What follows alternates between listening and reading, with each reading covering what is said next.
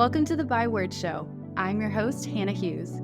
By Words is all about equipping women for purposeful living by starting conversations, celebrating stories, and inspiring faith. In a world that applauds the hustle, I'm here to help you break free from the lies and come back to what really matters. It's time to get real, get rooted in truth, and come alive in relationship with Jesus so you can show up to each day with intention and confidence no matter where you're at in your story. Here we believe that embracing our stories brings hope, healing, and purpose to the process, and sharing our stories helps others do the same. Whether you're looking for a midweek faith refresh, practical tools for pursuing your dreams, or just need some good old-fashioned girl talk, you're in the right place. Grab your latte and let's dive in.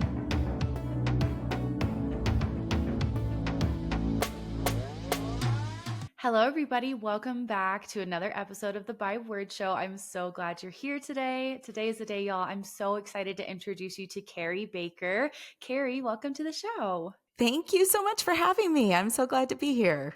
I'm so looking forward to just hearing more about your story and what you do. But first of all, I have to ask you our little icebreaker question because I am just terrible at the small talk stuff. I want to dive right in, but sometimes that's a bit much for people. So I started asking people this just for fun at the beginning as a little warm up. So here's the question. What has been filling your cup lately, both literally and figuratively? So the thing that always fills my cup is actually worship. I'm actually a backup vocalist on my worship team, and that I've been on the team for probably 5 or 6 years now. And there is really nothing that I do that fills me more than when I'm trying to lead other people to worship. It just is, I feel like that's where God wants me to be in that moment. And I just love music too. So music is kind of my go-to for kind of an attitude adjustment. Sometimes we need those, and music is that for me. So that would be my thing that's filling me up lately. Literally in my cup right now is a coffee with oat milk, vanilla flavored oat milk. But I did see that you are a chai latte girl, and when I go out for a coffee, that's what I get. I get a chai latte with oat milk. That's my go-to. Oh, that sounds so good. I love a good chai latte. It's so funny. I never really was a coffee person until I was in college, but I always have loved tea and chai.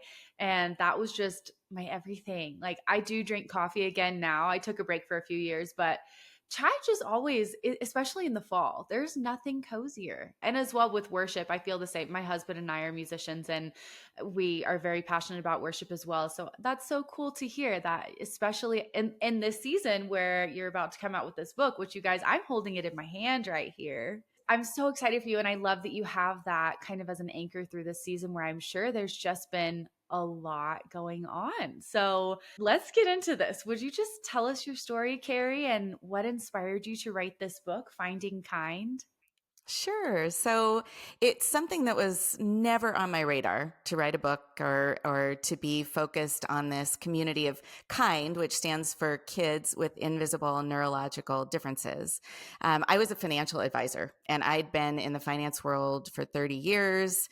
I was a planner. I was a certified financial planner, and I helped people plan for retirement. So everything I did was kind of very logical and planned out, and realized after I had my son that my plan was going to be thrown out the window.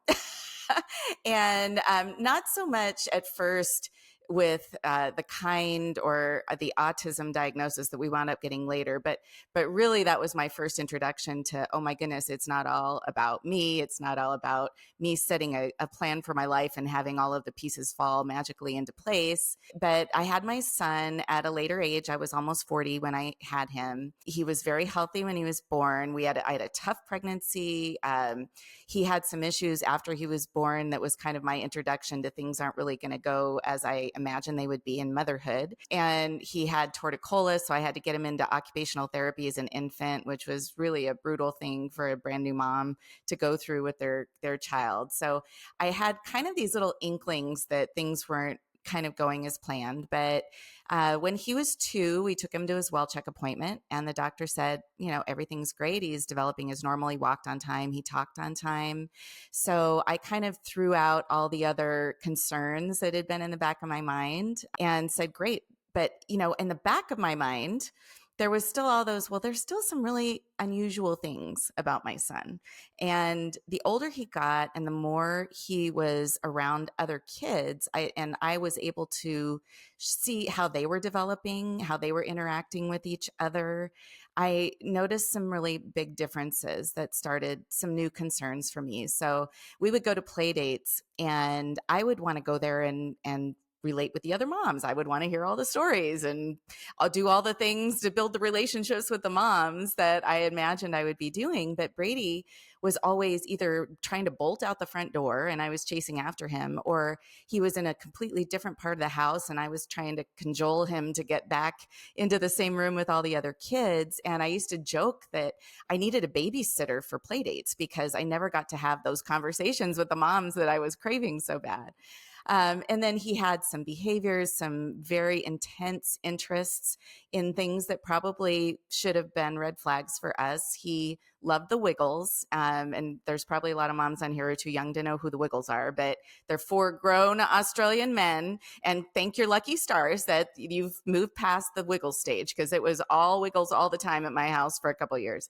But beyond just watching the movies, he got completely fixated on the DVD covers, and he would line them up on the ottoman and just stare intently at them and rock back and forth. And he would want us to photocopy the insets of the DVD covers and then carry around little bits of them. So there were all kinds of these little warning signs for us.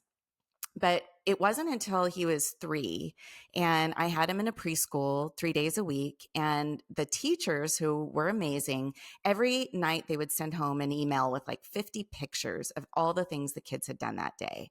And when I started looking at those pictures, I noticed, first of all, Brady was never with any of the other kids. And even when they were in circle time around the teacher, Brady wasn't in the circle. And I finally started to notice that he was way off in the corner and he was rolling around on his back with his legs and hands up in the air. My husband called it the cockroach. He was doing the cockroach. And so one day I asked my son's teacher, "Are you noticing anything about Brady that you are concerned about?" And she did talk about the fact that he wasn't in circle time. She talked about the fact that he wasn't interacting with the other kids. He was pretty much alone on the playground all the time. And then she also said that when they would ask him a question, he would just respond by repeating the question back to them. He wouldn't respond with an answer. So all these things were kind of floating around in my head. And I got home from drop off that day and I just couldn't concentrate. And I picked up this magazine that was one of those kind of socialite magazines of your community that they mail to you, whether you asked for it or not. It was a free thing. I never normally looked at it. And that day, I just couldn't concentrate. I picked it up and I opened up the pages, and there was a story about a woman named Patty Dion, whose son was diagnosed with Asperger's, which is now under the autism umbrella, but not until he was an adult. And when she told the story and explained the characteristics of her son as a child, it just hit me. I said, this sounds so much like Brady. And at the bottom of the article, there was a link to an online quiz. And I typed it into my computer, and it was 15 questions. And I answered every single question yes. And so when I hit submit, the response was, your child should be evaluated for autism spectrum disorder. It was just kind of like the world came crashing down on me at that point. I'd never doubted past that point that that's exactly what was going on with Brady, because every single question that kind of seemed benign when I was answering it just fit perfectly into this framework of autism. So that kind of started our journey, and it was very isolating at first. I didn't know anything about autism, nothing. I didn't know anybody with autism.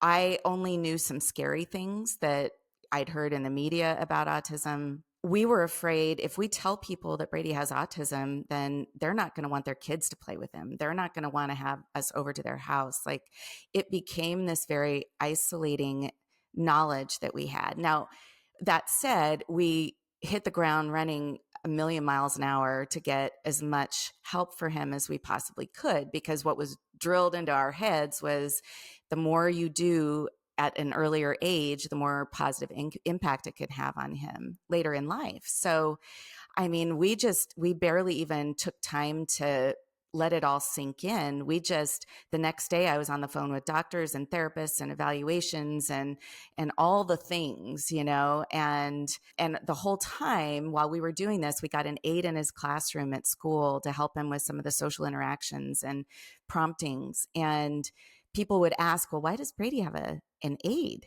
We would just pass it off and say, oh, he's just got a few developmental delays that we're trying to work through. We never said autism to anybody except our close friends and very close families. So it was a very isolating, shameful time for me, and not because I was ashamed of my son. And I always want people to understand that as hard as the journey was for us in the beginning, there was never a question in my mind that I loved my son more than anything in the world. I would do anything for him. And there was so much joy that he did bring to us.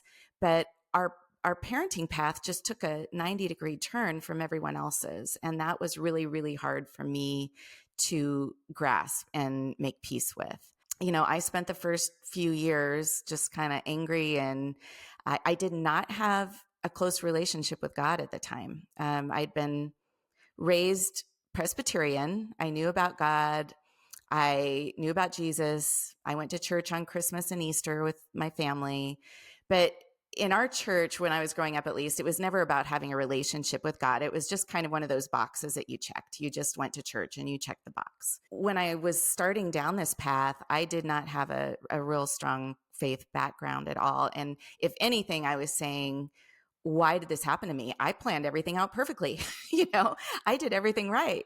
Everything was supposed to go exactly as I had set it out. And I was really frustrated that it hadn't. So the miracle in all of this is that, and I know that God had been pursuing me my whole life. I know that now. But at this point in time, when I got to the point personally where I couldn't pull myself up, I couldn't figure it out. I couldn't find peace. And again, it wasn't about my son. It was about me not being able to let go of this path that I thought I was going to be on, when that path had been blown to smithereens several years earlier. There was no going back. So I started feeling the nudge to get into church. We have a church that's just down the street from us here. I started going on Sundays, and it really seemed like the sermons were just hitting me straight in the heart. And I thought, well, that's weird. How did he know to talk about that today? And then I got an email from them about a Bible study. And I will tell you that this is almost embarrassing now. I will preface this by saying I now lead the largest women's Bible study at my church. We have 80 women that come once a week for Bible study. But before, I never even imagined I would be in a Bible study. I thought it was for old ladies that sat in rocking chairs and knitted while they, in front of a fire while they talked about Jesus. But I got prompted to go, and that decision to go and give that a try was the beginning of everything changing for me. So I sat down at a table with some amazing women. I was shocked at the level of transparency that I was giving them. I would come home and tell my husband, I'm like, you would not believe what I just told all these strange women at Bible study today. I'm like, it just poured out of me. It was like I couldn't control it. And I started studying the Bible. And I was in my very first study, and I was home one night, and I opened up the Bible to read one of the passages that the study had asked us to read. And it was John 9, verses 1-3. And it said that Jesus was walking with the disciples, and he saw a blind man on the side of the road. And the disciples said, Jesus, who sinned, this man or his parents, that he was born this way? I still get every single time I talk about this, I get emotional. That hit me like a ton of bricks. And it was like, I'm not sure I want to read any further, because I don't want to know that it was my sin that caused this. But no, Jesus says it was not this man or his parents' sin that caused this man to be blind. He was born this way to show the glory of God. That changed everything for me that night. Now, I still had a long way to go. It was not like, the clouds opened up and the light came down, but that was the beginning of my journey to understand that my son was born exactly the way he was supposed to be born. He is very purposeful in how he creates each one of us. And I needed to embrace that instead of fighting it along the way, which I had been doing for years.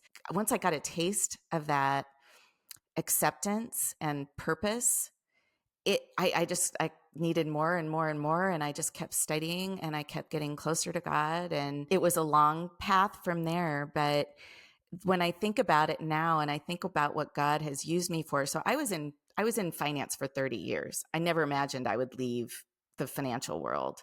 But a couple years ago, I started feeling really unsettled in my business. I own my own practice.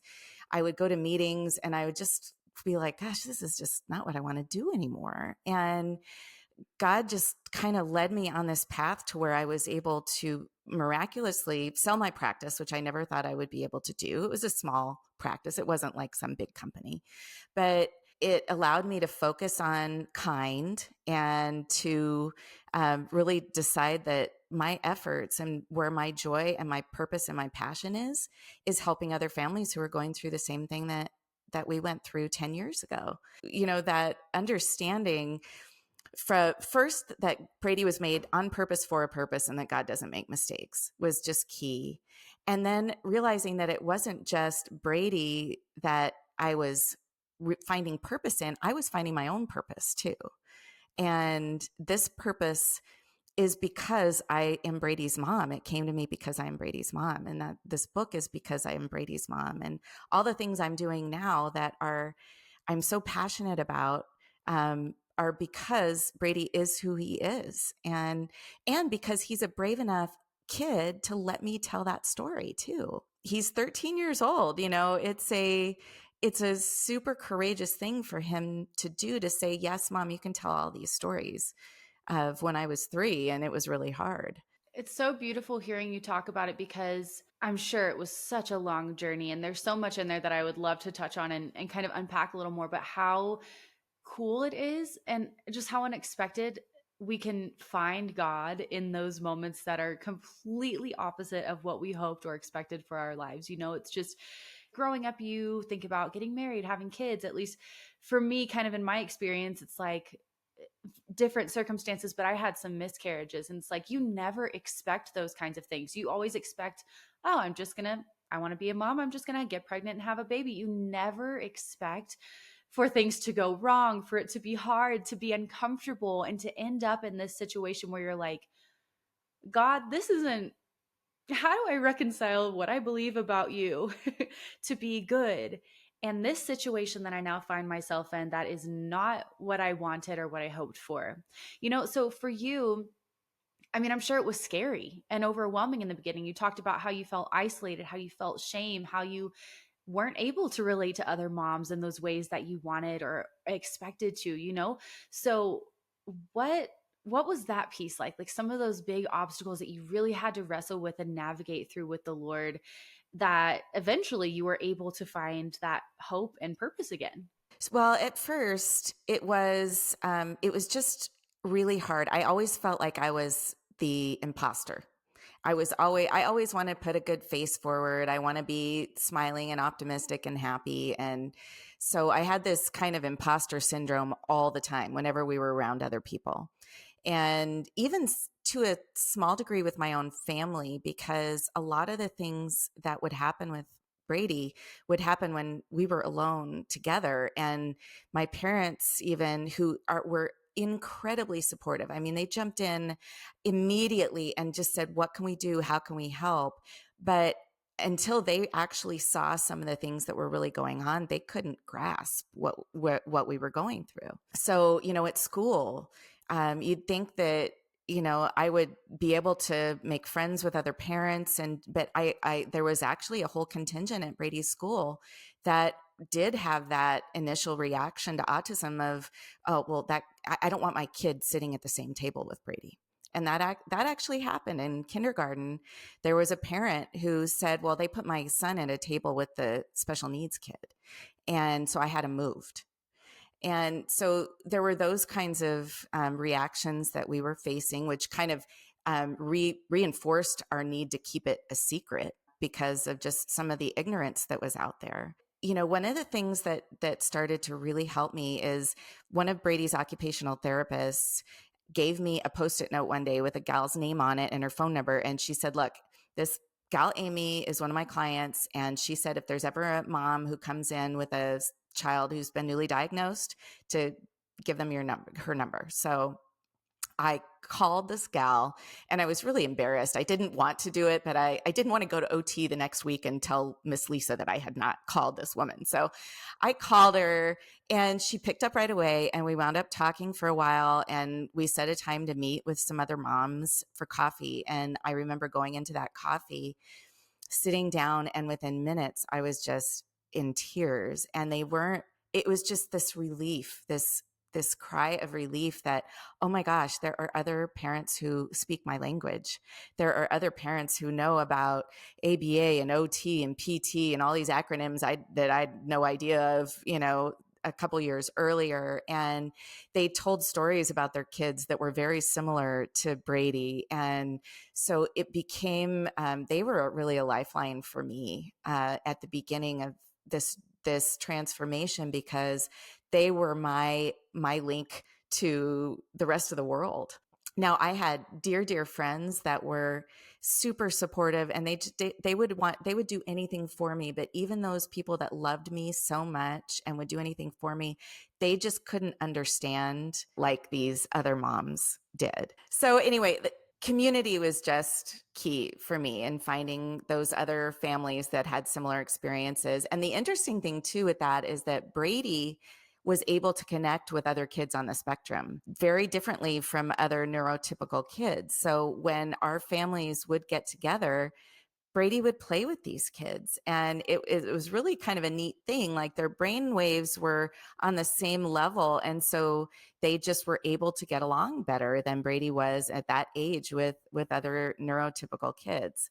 So that was key. And then just really starting to dig into the faith piece of it, and to start to see Brady through the eyes of all the things he could do instead of just all the things he couldn't do. So I think there was definitely an emphasis. Like 98% of what we were doing with Brady the first couple years was, we need to help him with all these things he struggles with. So it was we were in constant correction mode with him. What we were missing is all of these awesome talents and gifts and qualities that he had. So he's a total ham. He loves getting up on a stage with a microphone. And in first grade, I remember he wanted to play the piano for his school's talent show. There were like 150 parents in the audience. And he got up there and he did a one-handed little thing. And the MC came over with the microphone, and Brady, to say thanks, Brady, and introduce the next kid. And Brady snatched the microphone out of his hand and he said, for my next number, I will do. Oh my gosh, I love it. So we're like, there might be a talent here. He has no fear in front of crowds. And so, and just, he had this faith that surprised me. And that was the other thing that was a real miracle for me, is once I learned about autism and really about the way that his brain was working, I was afraid, because my faith was just starting to build. I started to have this fear that his brain isn't going to be able to understand faith. His brain isn't going to be able to take something that is not black and white, something that he can't see right in front of him, and internalize that and have a relationship with God.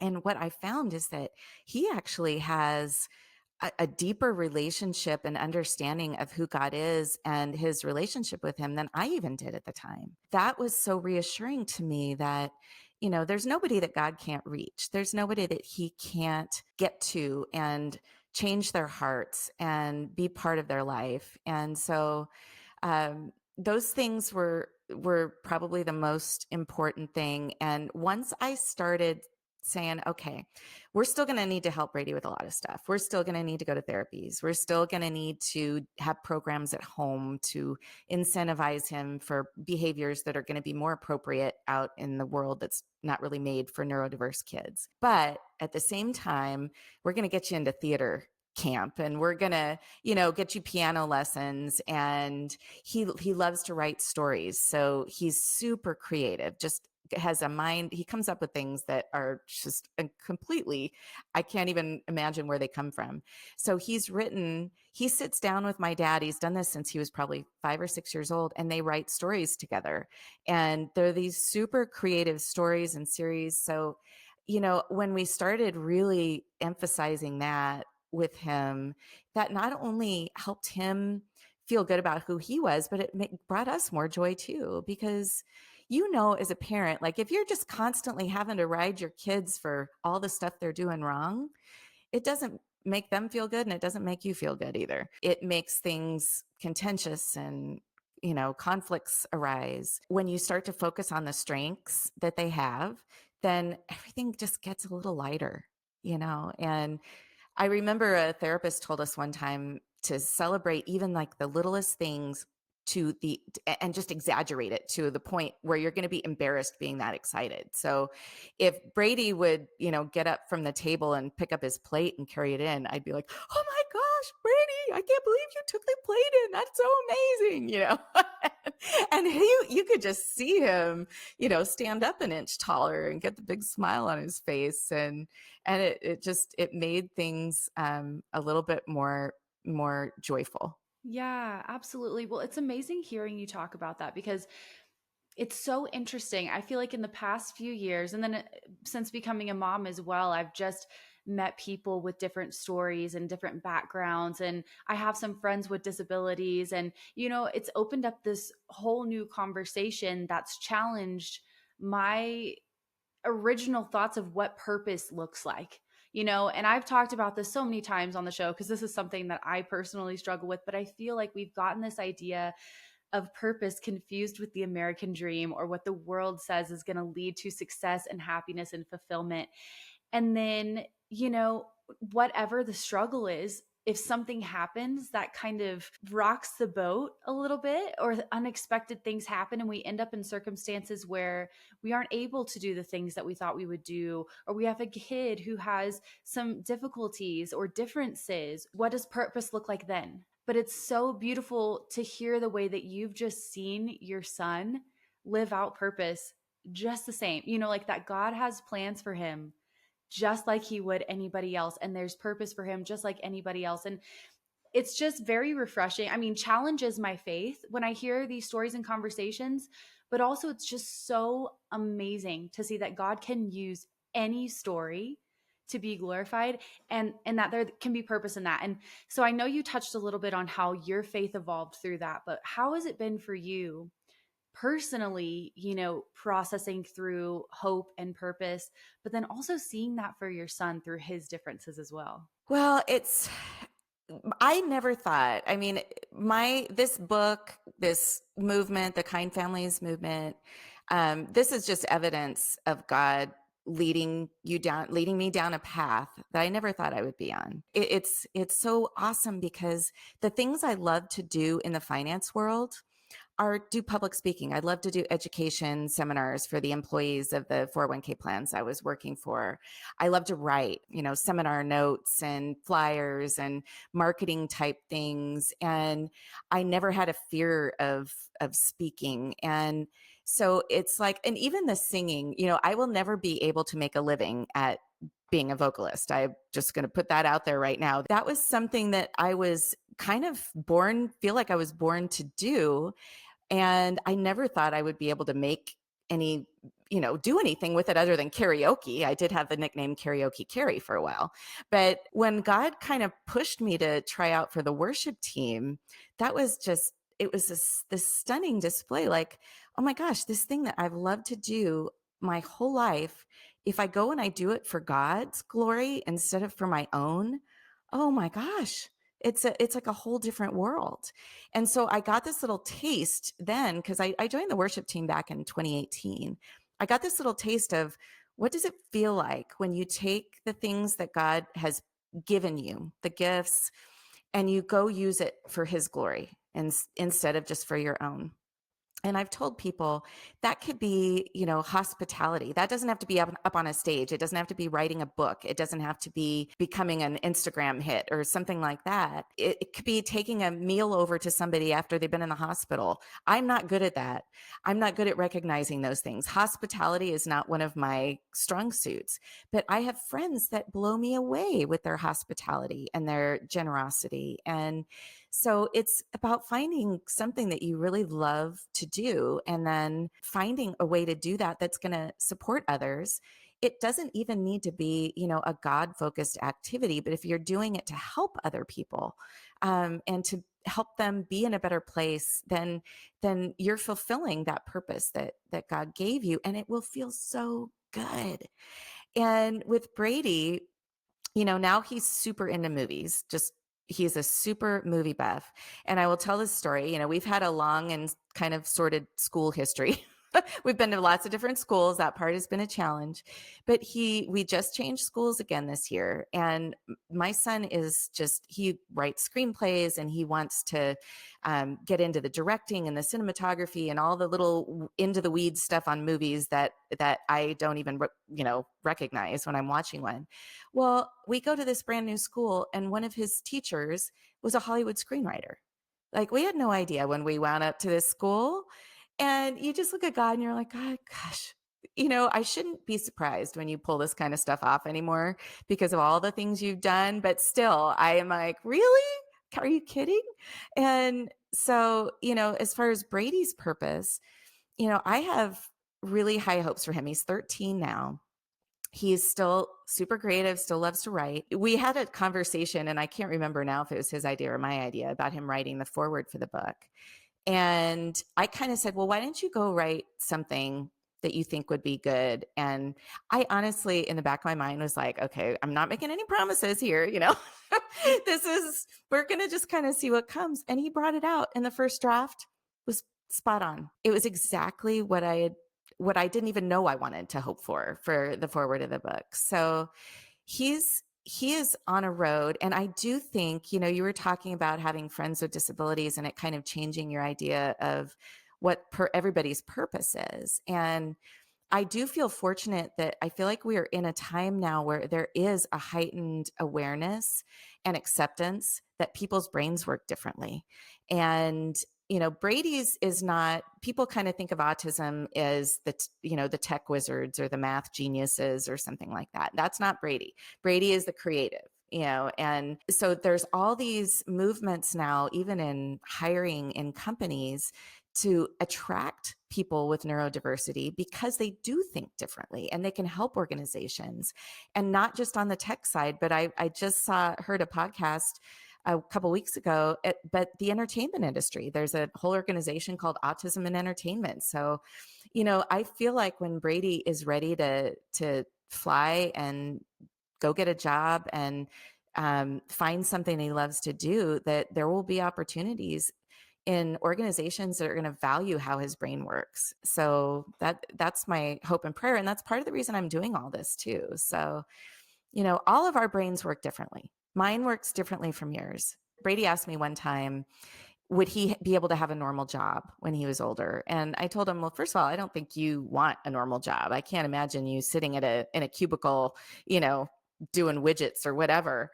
I said, but I do think that there is a change coming that is very similar to when men and women had to start working together. Like 60, 70 years ago, there weren't a lot of women in leadership roles in the workplace, and men, who are just used to working with men, had to learn, I can't really relate to a woman the same way I do to a man.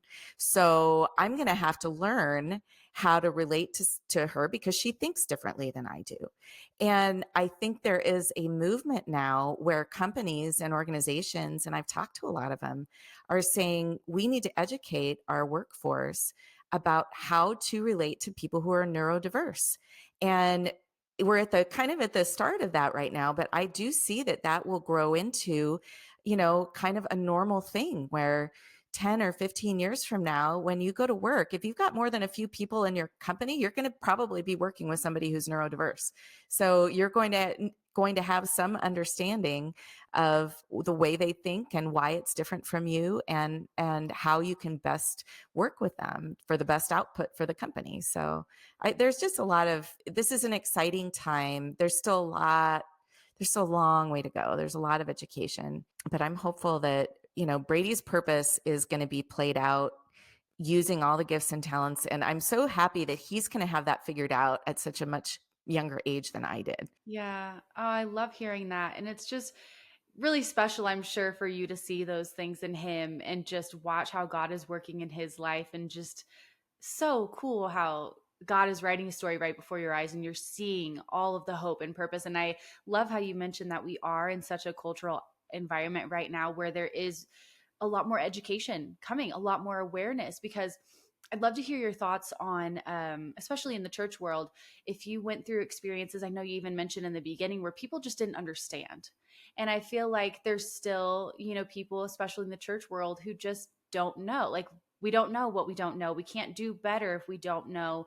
And so, are there things for you that you wish more people understood in or outside of the church, but how we can come alongside kids or families who have these neurological differences and just be better support systems, I guess, as the body of Christ? Well, so we were really fortunate in the church that I started going to. The gal who was the student pastor, the children's pastor, had a background in special education, and she just fell in love with Brady.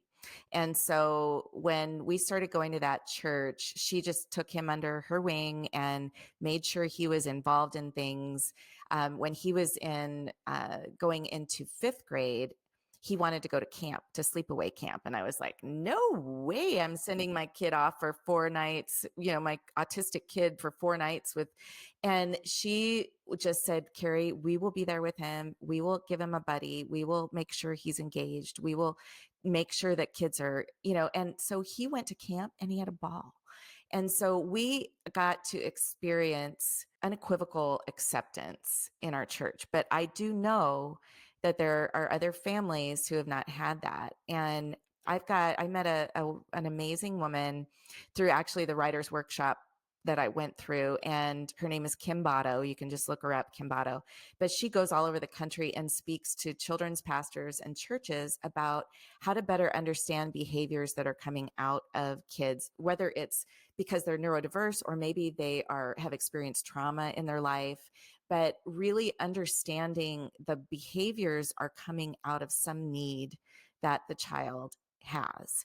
And so I think there are churches that are getting educated about that. There's a large church in my community in Scottsdale that has an unbelievable ministry for kids and adults with special needs. And I've met with her, and they create buddies. They train buddies to go into Sunday school with the kids, and so that the parents can go get fed. I mean, that was the thing that if I hadn't been able to take Brady to that Sunday school class and go in and hear those sermons, I might not have had that conviction to go sign up for the Bible studies. So the parents need to be fed, but the kids also need that biblical foundation being built for them while the parents are getting fed too. So it's not just a babysitting service, but a real purposeful effort to try to build a foundation of faith for those kids. So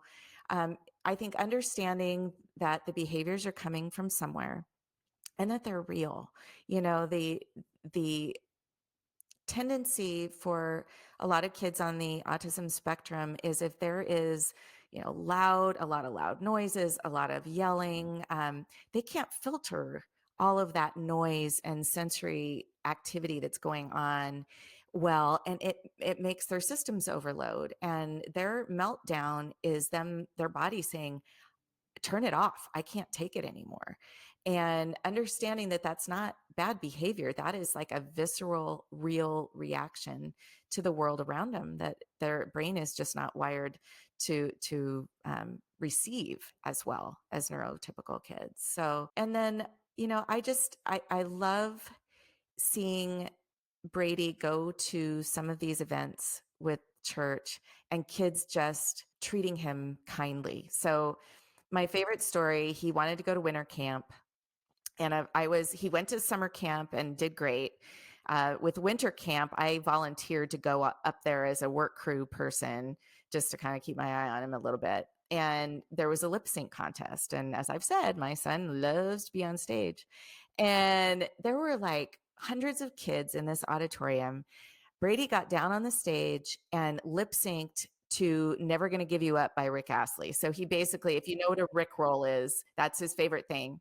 And I'm in this room with 200 kids. These are like 6th to 12th graders. Brady was 6th grade at the time.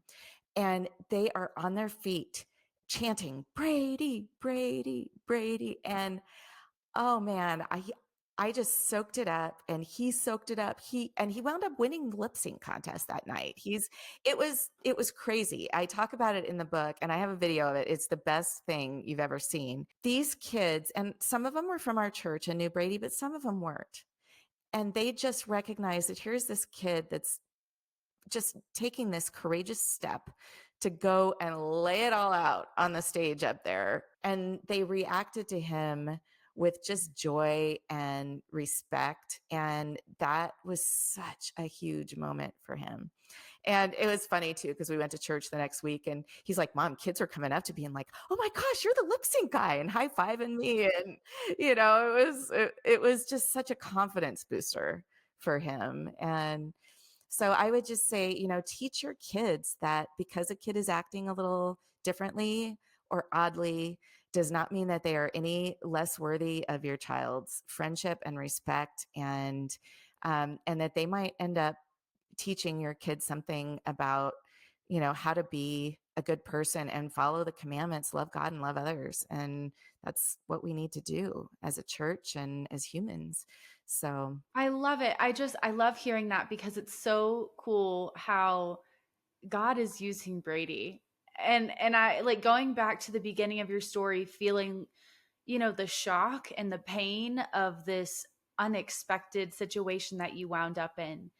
And then 13 years later, with still many years of this journey to come, as he continues to grow into adulthood, but already seeing the purpose and the joy and the ways that God is moving in his life is just something that should encourage us as the body of Christ and as parents to just never count someone out because they're different, whatever their circumstance. I think, discount and miss out on those opportunities, just like you said, to experience God through people who are different, whether they have a neurological difference, a disability, or they come from a different culture or background from us. I love that God shows up through all of it. Like God isn't this American version of the church. There's so much more to our God than that. And so I love hearing the stories and your heart behind what you've been able to share. Yeah. oh, thank you. And again, it's Brady's courage that really that is allowing that story to be out there. And I could really see him too. We've talked about it being a figure for other neurodiverse people to encourage them to focus on their strengths and to know that they were made on purpose for a purpose. And that doesn't mean that there's not going to be struggles. I mean, I never want to, give the misconception that, because of our faith and everything else, that everything is just perfect now and that autism doesn't present any problems. And that's not the case. We still struggle. We still have things that we need to work on. Middle school is like a no joke hard. I will, put that out there. I can't imagine.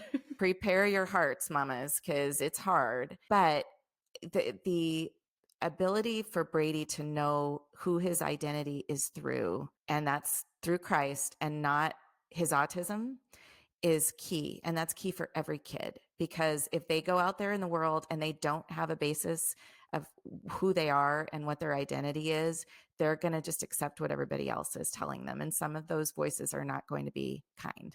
So that identity is super important. Yeah, absolutely. And with that being said, I would love to know if you have any advice or encouragement for families who are listening, maybe the moms who are listening, who are going through something similar and they are in the stage where they feel that isolation or shame or being misunderstood and just not knowing how to navigate this and continue trusting God. What would you say to her? Well, The first thing that I am passionate about is find out what's going on. And there's a lot of people and a lot of parents I've talked to that are afraid to go get a diagnosis because of a label or what it might mean going forward. And what I tell them is that diagnosis is information, and that information is your roadmap to help you best provide the services and assistance that your child is going to need to have the best possible life. So don't hide from that evaluation. And I know that sometimes those are expensive. There are scholarship opportunities for evaluations. There are foundations that exist, specifically to give people access to evaluations. So the Kind Families website actually has links to some of those resources, and even a questionnaire like the questionnaire I took to see, okay, is this behavior that I'm seeing in my child, does it mean something? So first of all, get the information, find out, don't be afraid of it, use it as a tool. The second piece of advice I would give that someone gave me is that your child, if you do get that diagnosis, that your child is the exact same kid the day before as the day after. And you need to love your child exactly the same way, and maybe even harder after you get that diagnosis, because now you understand that they are processing the world in a way differently than you are. And then third, I just find community. Find those other parents that are going through the same types of things that you are. When I was first going through it, it was a little harder because, social media wasn't as, robust as it is now. But I mean, there is a Facebook autism page that I'm part of. When I joined it, there were, I think, like 350 moms on it. There are 6,000 moms on it now. So if you have a question about something your kid is doing, or a medication or whatever, a therapy, you can put it in there and get responses from moms who have been there. And there are even churches that have in-person or even virtual support groups that are out there too. So just find that community, and always try to look for the gifts and the talents and the specialness in your child that is going to lead them to your purpose, because they have it.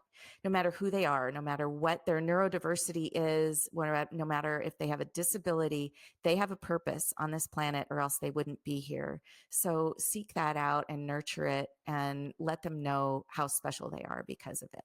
I love that. Thank you so much. I am so grateful that you've been willing to share your story, and that Brady has been willing to share his story as well. I think it's just so encouraging and inspiring for, everyone at any stage of faith, but especially for moms who are going through similar situations, and just to know that they aren't alone and that there's still so much hope and purpose in that. So before we go, would you share where people can connect with you and get your book, and then also this organization that you now have, Kind Families? Yes. So it's real easy. It's kindfamilies.com is the website. And there's a link right when you sign on to purchase the book. So I'd love for you to do that and share it if you can. And then on social media, I'm Kari A. Baker. So Karia Baker. On Instagram, Facebook, and LinkedIn, because like I said, I was a financial advisor for 30 years. So LinkedIn was where all my people were when I started this adventure. Oh my gosh, I love that. Wow. Well, what a whirlwind, but how cool that God has just now given you this story and this ability to reach so many other moms. I'm so grateful for you, Kari. And you guys know I'll link everything for you guys, but get your copy of this book. It will be out by the time this episode is out. So excited for you. Thank you so much for being here, Kari. Thanks so much for having me, Hannah. It's been wonderful. Thank you so much for taking time out of your day to tune in to another episode of the Byword Show. I love having you here, and your support truly means the world to me. If you enjoyed this episode, would you leave a quick review? It really helps our community grow and reach more women. If you want more, you can shop my books, Waking Up, Living Open, and Love Is on Amazon, and be sure to sign up for my email list so you always get the latest news. I can't wait to chat again soon, but in the meantime, be sure to come hang out with me on social media, and remember, I'm cheering you on.